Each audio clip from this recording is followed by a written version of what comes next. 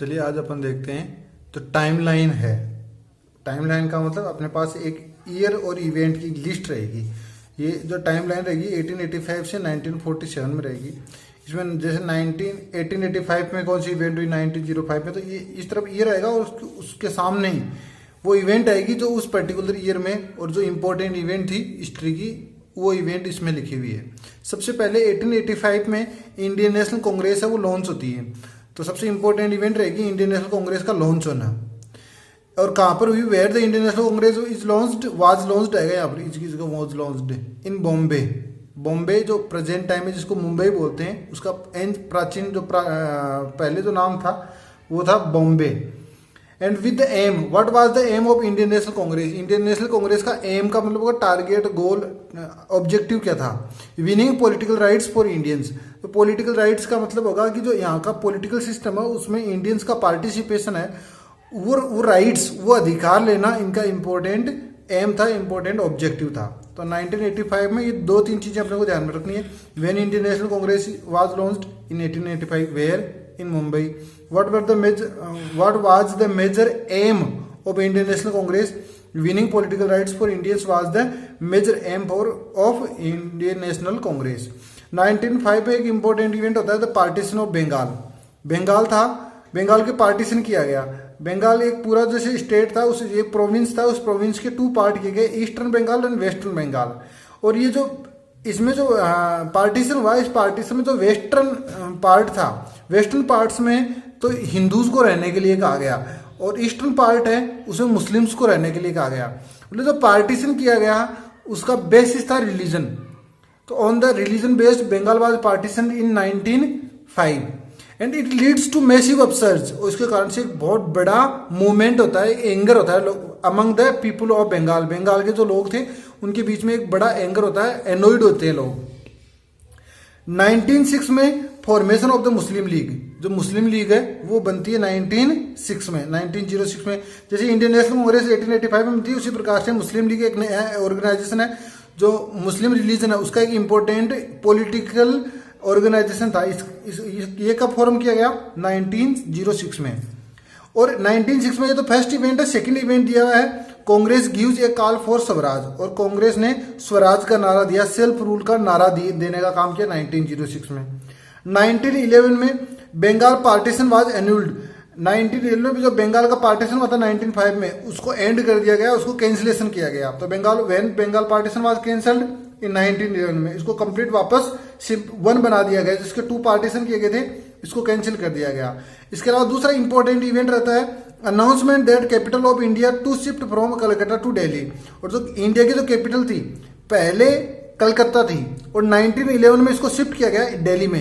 At present time the capital of India is Delhi. तो ये इसको शिफ्ट कब किया गया, 1911 में। दूसरी बात यहाँ पर बताने वाली ये रहेगी कि कलकत्ता, देखो अभी प्रेजेंट टाइम में जो वेस्ट बंगाल है उसकी कैपिटल कोलकाता, उसी का ही पुराना नाम था वो कलकत्ता था।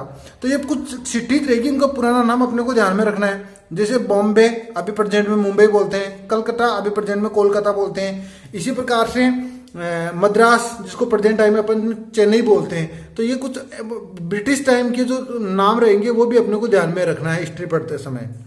इसके बाद में देखो नेक्स्ट है 1914 to 1918।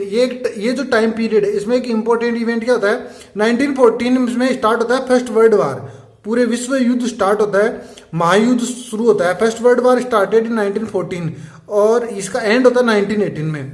60,000 Indians lose their lives in the first great war. इसमें 60,000 जो इंडियन पीपुल थे उन्होंने अपनी जिंदगी खो दी। इन 60,000 people Indian soldiers were died in the first world वार। और इस फर्स्ट वर्ल्ड वार में इंडिया पार्टिसिपेट नहीं करना चाह रहा था, लेकिन क्योंकि यहाँ पर ब्रिटेन का रूल था, ब्रिटिश का रूल था, तो इंग्लैंड ने, यूके ने, यूनाइटेड किंगडम ने फर्स्ट वर्ल्ड वार में इंडिया को भी ड्रैग कर लिया, घसीटने का काम कर लिया। 1915 में Mohandas Karamchand Gandhi return to India from South Africa. देखो मोहनदास करमचंद गांधी मतलब महात्मा गांधी थे, ये इनकी पढ़ाई हुई थी ब्रिटेन में, और ब्रिटेन से ये काम करने के लिए चले गए थे साउथ अफ्रीका में। और साउथ अफ्रीका से वापस रिटर्न होते हैं इंडिया में। कब आते हैं, 1915 में। तो ये भी एक इंपॉर्टेंट इवेंट रहेगा। इसके बाद में इन्होंने एक पार्टिसिपेशन करते हैं इंडियन की जो फ्रीडम स्ट्रगल रहेगा उसमें, एक्टिव पार्टिसिपेशन होता है इनका 1919 के बाद में। 1990 in 1919 Britain seeks to introduce the Rowlatt Act. Britain ने रॉलेट एक्ट को इंट्रोड्यूस किया, ब्रिटेन ने रॉलेट एक्ट लागू किया। रॉलेट एक्ट एक ऐसा कानून था जिसको इंडियंस काला कानून, ब्लैक लॉ बोलते थे। क्यों बोलते थे? क्योंकि इसमें किसी भी आदमी को संदेह मात्र से किसी को भी जेल में डाला जा सकता था, उसकी कोई सुनवाई नहीं होती थी। तो इस प्रकार से ये एक काला कानून कहा गया। Imposing severe curbs on the civil rights. अब हर आदमी का बोलने का जो अधिकार होता है, उसकी कई स्वतंत्रताएं होती है, उन स्वतंत्रताओं को कर्ब किया गया, उन पर रोकथाम लगा दी गई। इसी कारण से लोगों ने प्रोटेस्ट किया। Indian started protest this Rowlatt act. ये जो दैट रॉलेट एक्ट था, इसको इंडियंस ने प्रोटेस्ट किया। अब जब वो प्रोटेस्ट कर रहे थे जलियांवाला बाग इन अमृतसर, जब जलियांवाला बाग अमृतसर में वो प्रोटेस्ट कर रहे थे तो एक मास्कर हुआ। जनरल डायर ने, मास का मतलब होता पब्लिक और मास्कर का मतलब होगा पब्लिक, बड़ी संख्या में लोगों को मारा जाना। तो एक मास्कर जनसंहार हुआ जिसमें जलियांवाला बाग अमृतसर में खूब सारे इंडियंस को मौत के घाट उतार दिया गया। किसके द्वारा? जनरल डायर के द्वारा, जो एक ब्रिटिश ऑफिसर था। इसके बाद में 1921 से 1922 में जो गांधी जी थे, महात्मा गांधी थे, उन्होंने सिविल डिसोबीडियंस मूवमेंट को स्टार्ट किया था। सिविल डिसोबीडियंस जिसको हिंदी में बोलते हैं सविनय अवज्ञा आंदोलन, जिसमें ब्रिटिश रूल था उसको डिसओबे किया गया, उसको उसकी अवज्ञा की होगी, उसके रूल्स को फॉलो नहीं किया गया। तो ये जो मूवमेंट था, इंपॉर्टेंट मूवमेंट है, उसका भी स्टार्ट हुआ 1922 में। और 1922 में एक चोरी चौरा नाम का एक इवेंट होता है, एक घटना होती है, उसके बाद में इसको वापस कैंसिल कर दिया गया, विड्रॉ कर दिया गया। 1924 में हिंदूज और मुस्लिम्स के बीच में एक रियोट्स होते हैं, दंगे होते हैं, कहाँ पर होते हैं? मोपला। तो when Moplah riots between Hindus and Muslims happened in 1924। 1927 में क्या होता है? The British government appoint Simon commission. British government ने साइमन कमीशन को अपॉइंट करने का काम किया to recommend political reforms in India. India में पॉलिटिकल रिफॉर्म करने के लिए ब्रिटिश गवर्नमेंट ने साइमन कमीशन को कब रिकमेंड किया गया? 1927 में इसको अपॉइंट किया गया। इसका भी खूब सारा विरोध होता है, वो अपन आगे पढ़ेंगे कब किया गया, अभी इतना ध्यान में रखना है अपने को।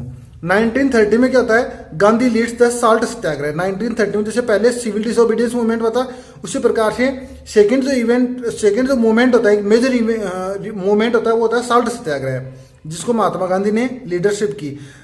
नमक सत्याग्रह के रूप में दांडी नाम की जगह जाकर उन्होंने सत्याग्रह किया। तो ये भी अपने को ध्यान में रखना है। इसके बाद में 1931 में कौन सा इवेंट होता है? Second round table conference leads to Gandhi Irwin pact. Gandhi और इरविन, जो यहाँ का वाइसरॉय था उस समय, लॉर्ड इरविन के बीच में और गांधी के बीच में पैक्ट का मतलब एक एग्रीमेंट होता है, और ये होता है सेकेंड राउंड टेबल कॉन्फ्रेंस में। तो इससे पहले भी फर्स्ट राउंड टेबल कॉन्फ्रेंस, इसको गोलमेज सम्मेलन बोलते हैं। फर्स्ट जो राउंड टेबल कॉन्फ्रेंस हुई थी वो कैंसिल हो गई थी क्योंकि इसमें गांधी जी ने पार्टिसिपेशन नहीं किया था। लेकिन जब सेकेंड जो राउंड टेबल कॉन्फ्रेंस हुई उसमें गांधी जी ने पार्टिसिपेट किया, और गांधी और इरविन के बीच में एक एग्रीमेंट होता है जिसको गांधी इरविन पैक्ट बोलते हैं। ये 1931 में होता है, ये अपने को ध्यान में रखना है। 1932 में Gandhi concludes the Poona pact with doctor B R Ambedkar. Doctor Bhimrao Ambedkar के साथ पूना पैक्ट, पूना एग्रीमेंट होता है, ये कब होता है? 1932 में। ये भी अपने को ध्यान में रखना है। नेक्स्ट रहेगा इन 1935 government of India act passed by the British government. British government ने गवर्नमेंट ऑफ इंडिया एक्ट बनाया। अब गवर्नमेंट ऑफ इंडिया एक्ट था, एक बहुत इंपॉर्टेंट एक्ट था। इसमें क्या किया? This act gives Indian political rights at the provincial level.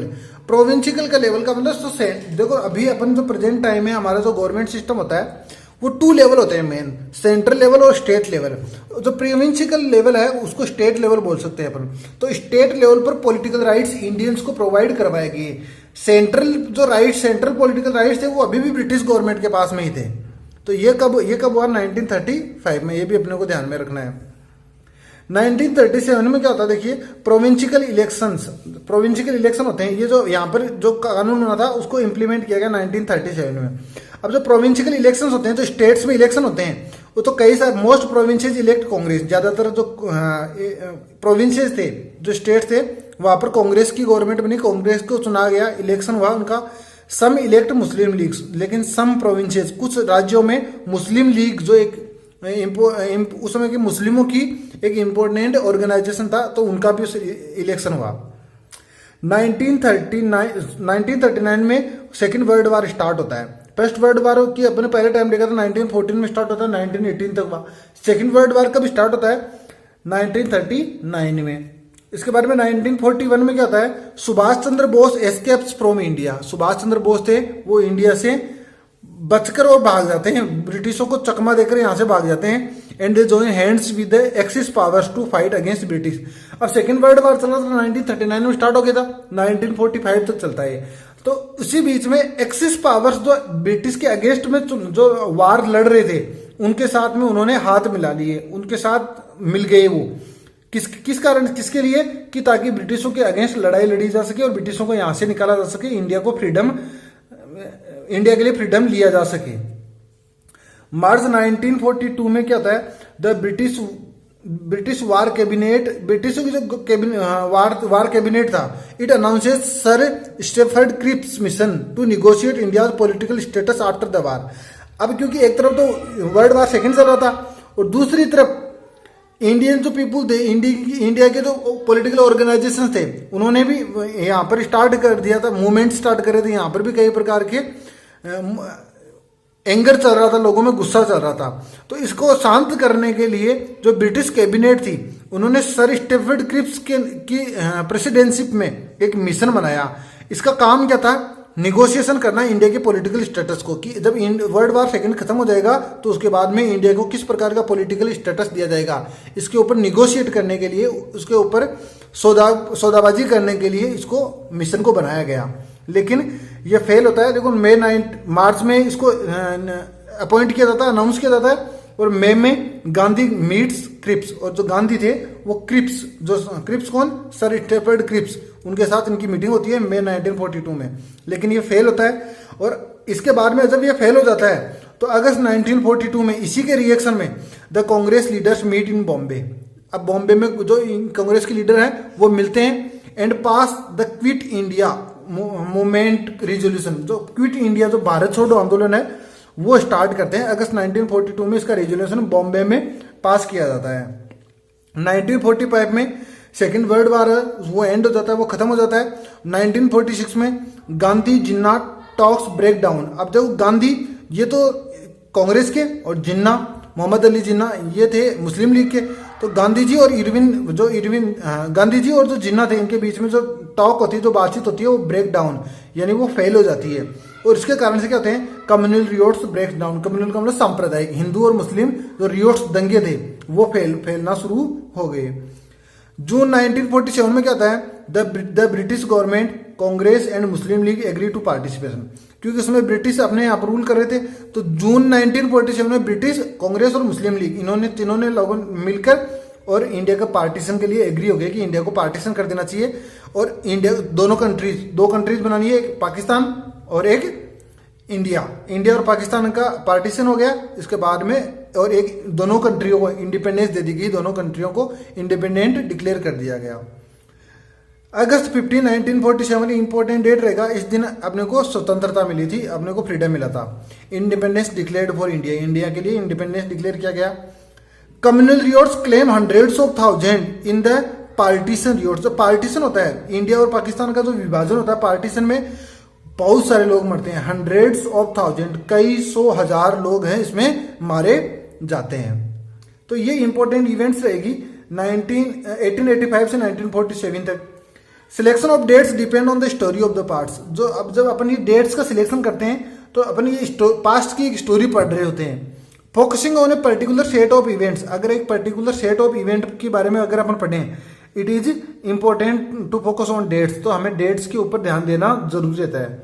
And by studying the dates के अध्ययन करके, उसकी पढ़ाई करके, रीजन्स एंड कंसिक्वेंस, कोई भी इवेंट होता है उसका कोई ना कोई रीजन होता है, तो उस रीजन के बारे में पढ़ा जा सकता है। उसके कंसिक्वेंस, उसका परिणाम, उसका रिजल्ट क्या रहा, उसके बारे में पढ़ा जा सकता है।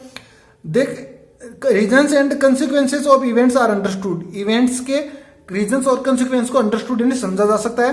किस रूप में? ए बेटर वे, एक अच्छे रूप में इसको समझा जा सकता है। इसके आगे अपन पढ़ेंगे नेक्स्ट पार्ट में।